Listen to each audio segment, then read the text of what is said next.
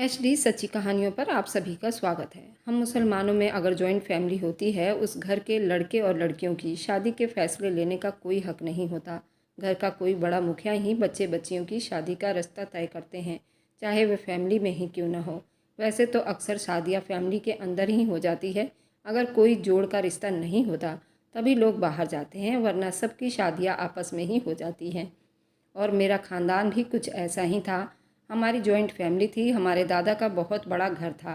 चाचा, बड़े पापा सभी इसी घर में रहते थे। सब अलग अलग हिस्से में थे। दादा की मृत्यु हो चुकी थी, लेकिन घर पर बड़े पापा का राज चलता था।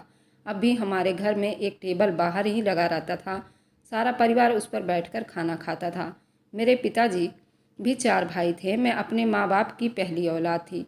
मुझसे छोटी एक और बहन थी और सबसे छोटा एक भाई। मेरे पापा भाइयों में सबसे छोटे थे। मेरी सब कज़नों की शादी हो चुकी थी। काफ़ी कज़न की तो आपस में ही शादियां हो गई थी, लेकिन मेरे जोड़ का कोई भी रिश्ता हमारे परिवार में नहीं था। इसलिए मेरा रिश्ता बिल्कुल अलग हो रही थी। सब कुछ ठीक ठाक ही चल रहा था। आज तक कभी हमने शादी के लिए हाल तक बुक नहीं करवाए थे। दादा के घर का बहुत बड़ा आंगन था, वहीं पर सबकी शादियां अरेंज की जाती थी। आज भी आंगन किसी हॉल की तरह बहुत खूबसूरत डेकोरेट किया गया था। एक बहुत ही हैंडसम नौजवान था जिससे मेरी शादी होने वाली थी। मैं इस रिश्ते में बेहद खुश थी और फिर शादी के बाद मुझे बाहर मुल्क जाना था। मुझे दुल्हन बनने के लिए भी एक ब्यूटिशियन घर पर ही अरेंज किया गया था। ये बात बिल्कुल पसंद नहीं थी। घर की लड़कियां पार्लर में जाकर तैयार हुआ करें, इसलिए ब्यूटिशियन घर पर ही आकर दुल्हन बनाकर जाती थी। सब कुछ ठीक ही लग रहा था। मेरे चेहरे पर बहुत खुशी थी। पिछले 6 महीने से मैं अमन के साथ फ़ोन पर बिजी रहती थी। उससे बातें भी होती थी, इसलिए दिल में मेरे लिए अमन की जगह बनाना आम सी बात थी। कल ही मुझे फ़ोन पर कह रहा था कि अल्फिया, मैंने तुम्हारा दुल्हन का जोड़ा पसंद किया हुआ है, तुम उसमें बेहद हसीन लगोगी। और उसने सच ही कहा था। दुल्हन बनने के बाद जिसने भी मुझे देखा था, मेरी बहुत तारीफ़ की थी। मैं दुल्हन बनी बाहर स्टेज पर बैठ गई। मेरे सब कजरों ने ये इंतज़ाम किया था। निकाह से पहले बीच में एक पर्दा करवाया गया था और निकाह के बाद उस पर्दे को हटाया जाएगा, इसलिए दोनों तरफ स्टेज बने हुए थे। मेरी सारी कजनें और सहेलियां मुझे अमन के नाम पर परेशान कर रही थी। दुल्हन बने हुए मुझे 2 घंटे बीत चुके थे। अब तो सब लोग ही बारात के लेट हो जाने पर बातें करने लगे थे, क्योंकि रात के 11 बज गए थे। मेरे पापा ने मेरे ससुर को कई फ़ोन कर डाले थे, लेकिन वह यही कह रहे थे कि बस अभी निकलने ही वाले हैं। आपको तो पता है ना, ऐसे कामों में देर हो ही जाती है। लेकिन अब 12 बजने वाले थे। अब तो मेरे पापा को गुस्सा भी आने लगा था। कहने लगे, हमने आपसे पहले ही कहा था कि हमारे घरों में वक्त की बहुत अहमियत मानी जाती है। उसके बाद जो बात मेरे होने वाले ससुर ने बताई, उसने तो जैसे मुझ पर क़यामत ही बरसा दिए थे। वे कहने लगे कि हम खुद बहुत परेशान हैं, न जाने अमन कहाँ चला गया है। हम सब कब से उसका इंतज़ार कर रहे हैं। हम तो 10 बजे ही बारात लेकर आ जाते, लेकिन अमन कुछ देर का कहकर गया था और अभी तक नहीं लौटा है। उसका फ़ोन भी बंद जा रहा है। जैसे ही वह आता है हम बारात लेकर पहुंच जाएंगे। लेकिन ये देर तो लंबा ही होने लगा था। रात का 2 बज गया था। लोग अब बातें करने लगे थे। ज़रूर कोई गड़बड़ है। मेरा दिल यूं था सूखे पत्ते की तरह हिल रहा था। सब मेरे माँ से कहने लगे कि ये लोग बहाने बना रहे हैं। हमें लगता है लड़के का यहाँ पर शादी करने की मर्जी नहीं होगी। माँ बाप ज़बरदस्ती शादी करवाना चाहते होंगे, जब ही वो घर से भाग गया है। अब आपकी बेटी पर तो दाग लग गया है। जिस लड़की की बारात ही ना आए, उसे भला कौन शादी करता है। आपकी बेटी से शादी करने के लिए अब कोई नहीं आने वाला। ऐसी लड़कियों के घर की दहलीज पर कोई उन्हें ब्याहने नहीं आता। जिनकी बारात या तो वापस लौट जाए या फिर आए ही ना, उन्हें तो हमारे समाज में मनहूस कहा जाता है। मेरे पापा जबकि अपने भाइयों में सबसे छोटे थे, लेकिन उस वक्त उनकी रंगत बिल्कुल सफ़ेद पड़ गई थी। अपनी उम्र से काफ़ी बूढ़े लग रहे थे। मेरी आंखों से आंसू बहने लग रहे थे। वहाँ मौजूद मेहमान भी अब वापस के लिए तैयार हो गए थे, जब मेरे बड़े पापा ने एक ऐसा फैसला सुना दिया जिसने मेरे पैरों तले से ज़मीन निकाल कर रख दी। कहने लगे, ये लड़का हमारे इज्जत के साथ खेल गया है। उसने क्या समझा है कि हमारी बच्ची का तमाशा बन जाएगा। हम चुपचाप से देखते रहेंगे। अल्फिया की शादी आज ही होगी, आज ही उसका निकाह होगा। ये सुनकर हम सब ही हैरान थे। सबसे ज़्यादा हैरानी मुझे हो रही थी, क्योंकि मेरे बड़े पापा के सारे बच्चे तो शादीशुदा थे। बड़े पापा तो कहने लगे, अल्फिया का निकाह इब्राहिम से किया जाएगा। ये सुनकर तो मेरे होश ही उड़ गए थे। जितनी हैरान मैं थी, उतना ही इब्राहिम भी था। वह मेरे पापा से बड़े भाई का सबसे छोटा बेटा था। मुझसे पूरे 5 साल का छोटा था। मुझे बहन की तरह समझता था, मुझे बाजी कहता था। अभी बस 16 ही साल का था। उसने जब ये सुना तो सबके सामने कहने लगा, बड़े पापा क्या हो गया है आपको? आप कैसी बातें कर रहे हैं? अल्फिया मुझसे 5 साल बड़ी है। मैं उन्हें अपनी बड़ी बहन की तरह समझता हूँ। मैं ये निकाह नहीं करूँगा और ना ही मेरी निकाह की कोई उम्र है। उसकी बात तो बिल्कुल ठीक थी, लेकिन जब से दादा की मृत्यु हुई थी हमारे घर में सारे फैसला मेरे बड़े पापा ही लेते थे। उन्होंने बुरी तरह से इब्राहिम को डांट दिया। कहने लगे, खबरदार, हमारी इज्जत का सवाल है, इसलिए चुपचाप यहाँ बैठो और निकाह करो। लेकिन इब्राहिम ने साफ मना कर दिया। मैं खुद भी ये नहीं चाहती थी। मेरा उसका कोई भी जोड़ नहीं था। इब्राहिम का मना करना था। एक जोरदार थप्पड़ मेरे बड़े पापा ने इब्राहिम के मुंह पर मारा, जो कि इब्राहिम के पापा थे। वह कहने लगे, तुम्हें समझ नहीं आ रही कि तुम्हारे बड़े पापा ने क्या कहा है? हमारे घर की इज्जत का सवाल है। अगर तुमने ज़्यादा कोई बकवास की तो मैं तुम्हारा वह असर करूँगा कि तुम याद रखोगे। सारी औरतें सहमी खड़ी थी। मर्दों के फैसलों के आगे किसी औरत को बोलने की हिम्मत नहीं होती थी। मगर थप्पड़ खाने के बाद भी उसने यही कहा था कि मुझे ये ज़ोर ज़बरदस्ती का रिश्ता मंजूर नहीं है। चाहती तो मैं भी यही थी कि ये शादी ना हो, लेकिन मेरा तो तमाशा बन चुका था। अमन ने तो मुझे जलील और रुस्वा करके रख दिया था। फ़ोन पर तो मुझे बहुत मीठी मीठी बातें करता था। लगता नहीं था ये रिश्ता उसकी मर्ज़ी से नहीं हुआ है। ये सब ज़बरदस्ती उस पर थोपा गया हो और यूं टाइम पर वह भाग गया था। मेरे बड़े पापा ने इब्राहिम को बहुत मारा था, यहाँ तक कि उसके नाक से और होठों से खून बहने लगा था। चेहरे पर मुँह के घूंसे के नील पड़ चुके थे। मुझे उस पर इस तरह तरस आने लगा था, लेकिन मैं अपनी ज़ुबान से मना नहीं कर सकती थी। काश कि मैं खुद से मना कर सकती। रोते हुए उसने निकाह किया था। मैं बिल्कुल बेजुबान बुत की तरह वह तमाशा देख रही थी, लेकिन हमारे यहाँ लड़कियों को बोलने की परमिशन नहीं थी, इसलिए मैंने कोई भी ऐसा शब्द नहीं कहा जो कि मेरी और मेरे पापा की इज्जत को सबके सामने तमाशा बन जाए। मैंने सोचा कि इब्राहिम से बाद में बात कर लूँगी कि मेरे हिस्से की बदकिस्मती पर उसे रोने की ज़रूरत नहीं है। वह जब चाहे दूसरी शादी कर सकता है, मेरा क्या है? बिना शादी के भी मुझे अपने घर की दहलीज पर ही बैठना था। अब इब्राहिम की पत्नी बनकर एक बेनाम रिश्ते के लिए उसके घर पर बैठ जाऊंगी। शादी के टाइम मौलाना साहब ने ये कहा कि लड़का तो मान ही नहीं रहा और ये ज़बरदस्ती की शादी है, तो मेरे बड़े पापा कहने लगे, उस बेवकूफ़ को क्या पता कि उसके लिए क्या ठीक है और क्या ठीक नहीं है। वैसे भी अभी वह 18 साल का नहीं हुआ है, इसलिए उसका बाप होने के नाते मैं उसका फ़ैसला करने के हक़ में रखता हूँ।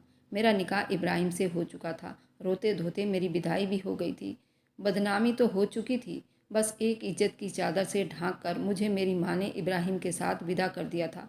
जैसे ही मैं इब्राहिम के कमरे में जाकर बैठी, बड़ी मम्मी कहने लगी, बड़े भाई साहब भी बड़े ही जज्बाती हैं। हमें भी तुम्हारी बारात ना आने का बेहद दुख था और अफसोस भी है। तुम खुद सोचो, मेरे बच्चे का तो इसमें कोई गलती नहीं है। वह तो अभी 11वीं में पढ़ रहा था और भाई साहब ने किस तरह से उसके साथ ज़बरदस्ती करके शादी कर दिया। सारा चेहरा मेरे बच्चे का जख्मी करके रख दिया। बड़ी मम्मी की शिकायत भी ठीक थी। मैं क्या कह सकती थी? शादी कौन सी मेरी पसंद से हुई थी? एक ज़बरदस्ती का बंधन था। उसके बाद जो बात बड़ी मम्मी ने मुझसे कही, मेरी तो आंखें शर्म से झुक गई थी। उस बात को सुनकर मेरा जी चाहा कि ज़मीन फटे और मैं उसी में समा जाऊं या फिर चुल्लू भर पानी में डूब कर मर जाऊं। शायद इस वक्त मुझसे बेहतर कोई नहीं जानता होगा। कहने लगी कि मेरा बेटा हर बात से अनजान है। मुझे तो लगता है अभी ठीक से जवान भी नहीं हुआ है। तुम्हें कुछ साल शायद इंतज़ार करना पड़े। ये कहकर वह कमरे से बाहर चली गई थी। मेरी आंखों से आंसू बह रहे थे।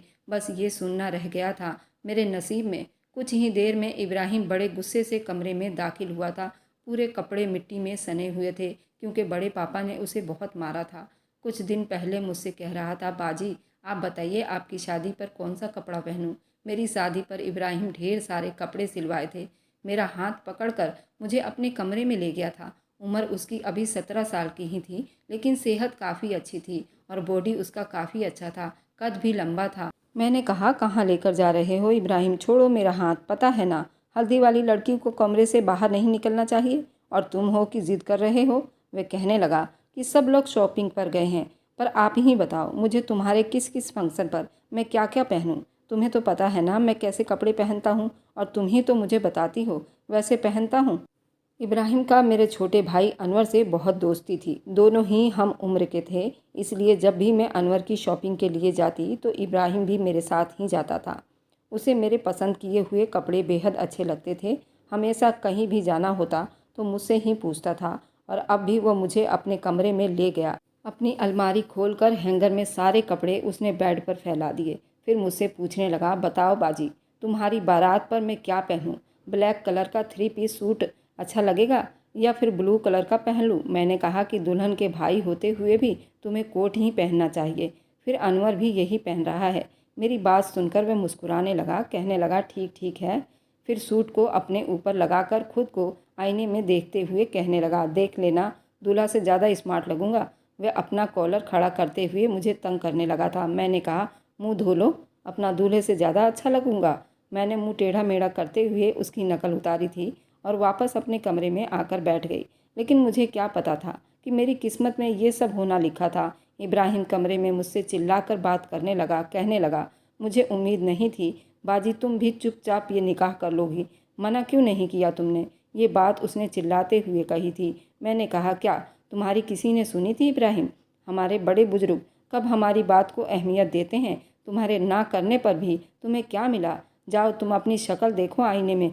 जो हाल तुम्हारा हुआ है ना, यही मेरा भी होता। उसके बावजूद भी फिर भी बड़े पापा ने हमारा निकाह करवा ही दिया। अब क्या करें? मेरी बात सुनकर वह कहने लगा, अल्लाह करे बड़े पापा मर जाए। ऐसा भी होता है कहीं बारात तुम्हारी नहीं आई, दूल्हा तुम्हारा नहीं पहुंचा, निकाह मेरा पकड़ कर दिया। यूं भी ज़बरदस्ती के रिश्ते किए जाते हैं कहीं? मेरी कोई उम्र है शादी की? मैंने हमेशा तुम्हें बड़ी बहन की तरह समझा है। बाजी ही कहता हूँ मैं तुम्हें। बड़े पापा को भी शर्म नहीं आई? ये क्या कर दिया उन्होंने? पकड़कर मुझे अपने ही बहन का शौहर बना दिया। लानत है हमारे घर के बुजुर्गों पर। बात तो उसकी बिल्कुल ठीक थी। मैंने कभी अनवर और इब्राहिम में फ़र्क नहीं समझा था। वह तो मुझसे ट्यूशन पढ़ने आया करता था, कान तक मैं उसके खींच देती थी जब वो कभी टेस्ट नहीं करता था। और अब बड़े पापा के जज्बाती फैसलों ने हमें एक दूसरे से नज़रें मिलाने के काबिल नहीं छोड़ा था। दूसरी ही तरफ मेरे दिमाग में अभी तक ये उलझन नहीं सुलझी थी कि आखिर अमन ने मेरे साथ ऐसा क्यों किया। उसने मेरी ज़िंदगी बर्बाद करके रख दी थी। मैं यही सोच रही थी जब इब्राहिम की आवाज़ पर चौंकी थी। इब्राहिम ने कहा, ये तकिया पकड़ो और जाकर सोफे पर सो जाओ, क्योंकि मुझे तो अपने बेड पर सोने की आदत है। मैंने तकिया पकड़ा और सोफे पर जाकर लेट गई। क्या कुछ सपने नहीं सजाए थे मैंने अपने शादी के लिए? और अमन ने बिना कोई वजह बताए बहुत कड़ी सज़ा दी थी मुझे। अगले दिन रात को बड़े पापा ने इब्राहिम को अपने कमरे में बुलाया था। 2 घंटे के बाद वो कमरे से वापस आया था। बड़े गुस्से में था। मैंने कहा, क्या कहा उन्होंने तुमसे जो इतने गुस्से में दिख रहे हो? कहने लगा, साला बुढ़ा सठिया गया है इस उम्र में। लेकिन मैं ये सब नहीं कर सकता था जो बड़े पापा चाहते थे। इब्राहिम इस कदर गुस्से में था, बड़े पापा के बारे में बात करते हुए सारे शब्द भूल गया था। मैंने कहा, इब्राहिम इधर बैठो। मैंने उसकी बाजू पकड़कर सोफे पर बिठाया, पानी का गिलास उसे दिया। पानी पीने के बाद ही वह कुछ नॉर्मल हुआ था। मैंने कहा, अब बताओ क्या बात हुआ है और क्या बड़े पापा ने तुमसे कहा है? कहने लगा, बड़े पापा कहते हैं कि अगले हफ्ते तुम्हारा वलीमा है, इसलिए अपना वलीमा पक्का करने के बारे में सोचो। उसकी बात सुनकर मुझे भी बड़े पापा की सोच पर बहुत अफसोस हुआ था। इब्राहिम की हालत ऐसी थी, अभी रो देगा। मैंने कहा, तुम बेफिक्र रहो, मैं ऐसा कोई भी रिश्ता नहीं निभाऊंगी। वह कहने लगा, मैं निभा भी नहीं सकता। मैं सोच रहा हूँ यहाँ से भाग जाऊँ। आप ही सबको समझाइए, उन सब की बातें मुझे पागल कर देगी। वह 17 साल का लड़का था। ऐसे रिश्ते की समझ उसको नहीं थी जो समझ पाता, और हमारे घर के बुजुर्ग उससे जो कह रहे थे वह सरासर गलत था। मैंने कहा, तुम बड़े पापा से कुछ मत कहना, सबके सामने यही बताना कि हम दोनों में सब कुछ ठीक ठाक है, बस कमरे में हम एक अच्छे दोस्त की तरह रहेंगे जैसे पहले रहते थे। मेरी बात सुनकर वह मेरी बात मान गया था। कुछ दिन के बाद जब वो स्कूल जाने के लिए तैयार हुआ तो बड़े पापा का एक नया हुक्म हो गया। कहने लगे, इब्राहिम आज के बाद स्कूल नहीं जाएगा। अभी नाश्ता कर रहे थे, मैं इब्राहिम के साथ ही बैठी थी। वह कहने लगा, क्यों बड़े पापा, मेरे पेपर होने वाले हैं, बस कुछ ही महीने रह गए हैं। वह कहने लगा, अब तुम शादीशुदा हो, तुम्हारे सर पर अल्फिया की जिम्मेदारी आ चुकी है, इसलिए आज से तुम हमारे साथ फैक्ट्री जाओगे और सारे वर्कर से काम करवाओगे। बाकी जानकारी तुम्हें फैक्ट्री जाकर बता दिए जाएंगे। पहली बार मैंने बड़े पापा से बात किया था।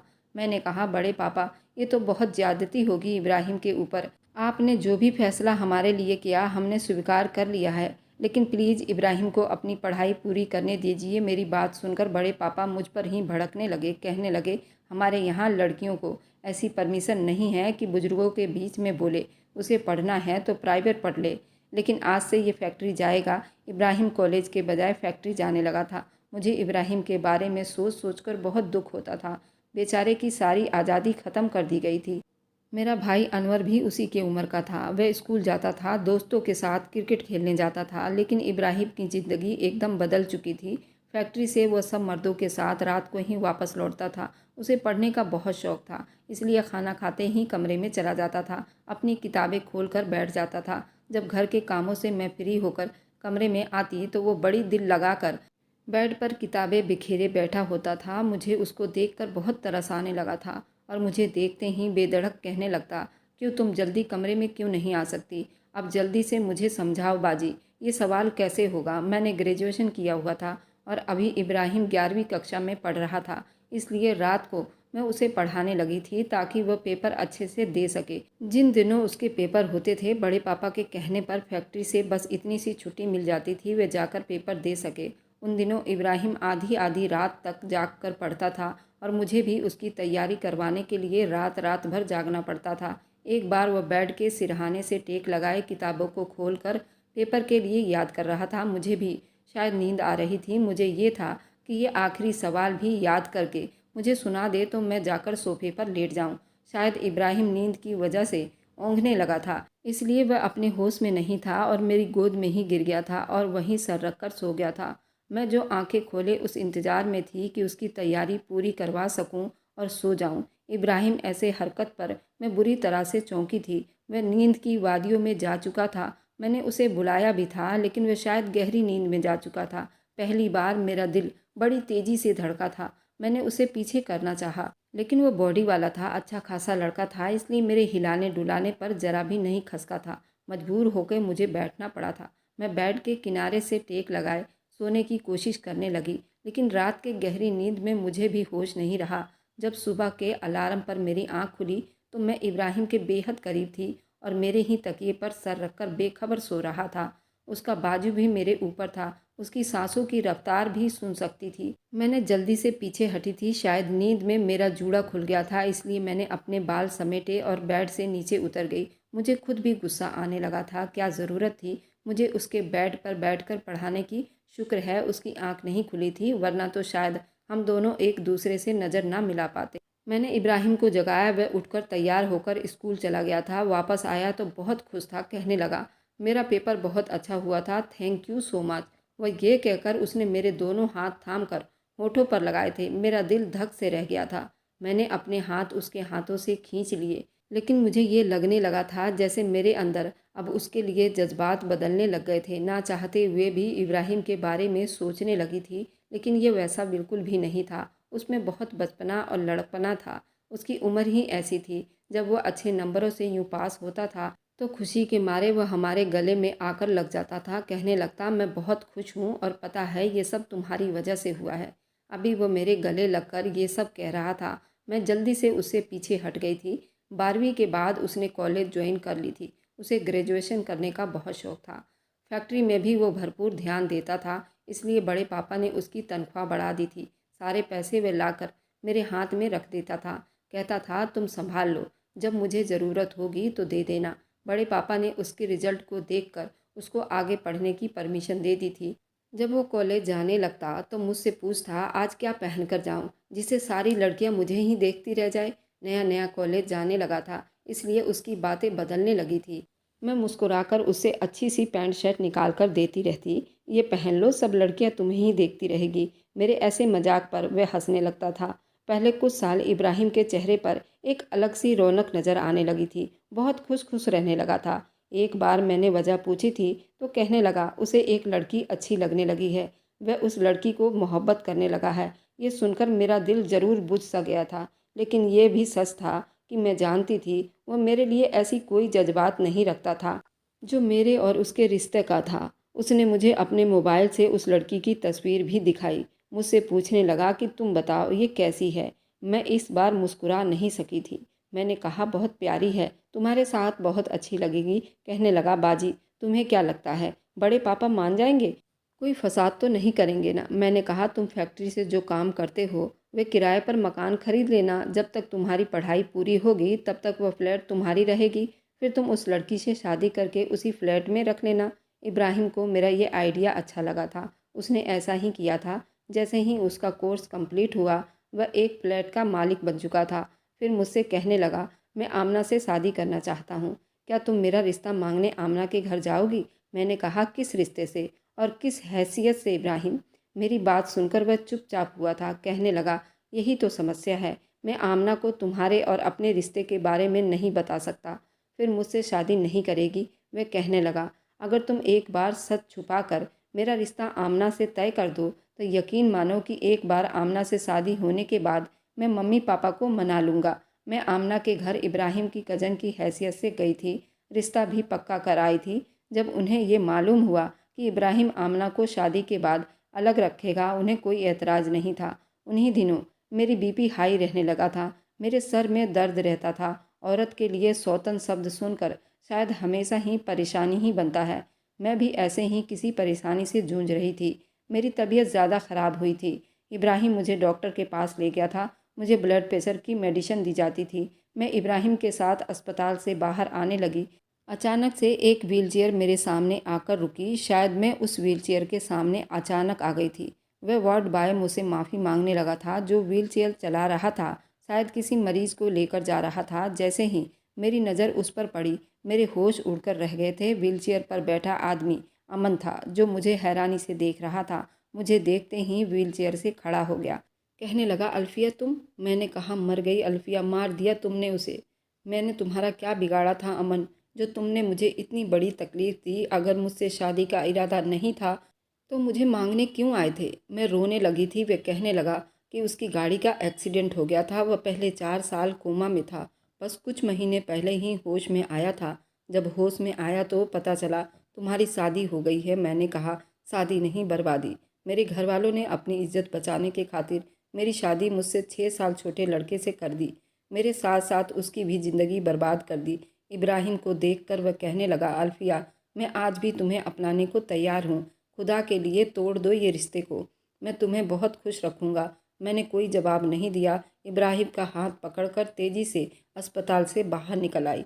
पूरे रास्ते में रोती रही। इब्राहिम एकटक मुझे देखे जा रहा था।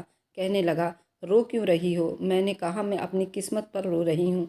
और रोऊँ नहीं तो क्या करूँ? कहने लगा, शादी करना चाहती हो अमन से? क्या उससे अभी भी मोहब्बत करती हो? मैंने ना में सिर हिला दिया। मैंने कहा, उससे ज़्यादा मुझे अपने घर वालों की इज्जत से प्यार है। उन्हें धोखे नहीं दे सकती। जो हो चुका है उसे निभाऊंगी। कहने लगा, मैंने दिया क्या है तुम्हें? मैंने कहा, तुमसे कुछ नहीं चाहिए इब्राहिम।